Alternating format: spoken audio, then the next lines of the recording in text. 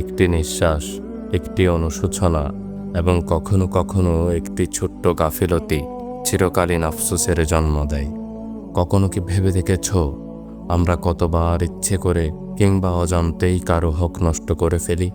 কখনো কাউকে সময় মতো সালাম দেইনি, ভুল করার পরও কখনো একটুখানি মাফ চাইনি, কখনো বা পিতামাতার সামনে মাথা একটু বেশি উঁচু করে ফেলেছি, কখনো অল্প কষ্টে নিজের সততা, নিষ্ঠা আর ন্যায়পরায়ণতাকে ছুঁড়ে ফেলে দিয়েছি। ভেবে নিয়েছি আজীবন সৎপথে থেকে কিছুই তো হয়নি। কিন্তু তুমি কি জানো, এই সামান্য অবহেলাই হয়তো আখেরাতে আমাদের জন্য পাহাড় সম গুনাহ হয়ে দাঁড়াবে। রাসূল সাল্লাল্লাহু আলাইহি ওয়াসাল্লাম বলেছিলেন, তোমরা গুনাহকে তুচ্ছ মনে করো না। এক ফোঁটা পানি যেমন পাথরে দাগ কাটতে পারে, তেমনি ক্ষুদ্র ভুলগুলো একসময় হৃদয়কে কঠিন করে ফেলে।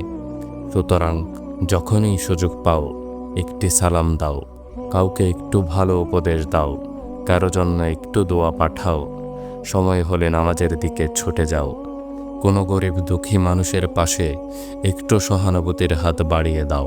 কারণ তুমি জানো না কোন মুহূর্তটা হতে পারে তোমার জীবনের অন্তিম সুযোগ। আজ রাতেই নিজের ভেতর একটুখানি হিসেবে নাও। যদি কোনো ভুল থেকে থাকে ক্ষমা চেয়ে নাও প্রিয় রবের কাছে। কারণ আমার রব যখন ক্ষমা করেন তখন দুনিয়ার সমস্ত শক্তি মুছে যায়, শুধু থেকে যায় আমার রবের অফুরন্ত রহমত, আর জীবনে নেমে আসে অনাবিল সুখের ছায়া।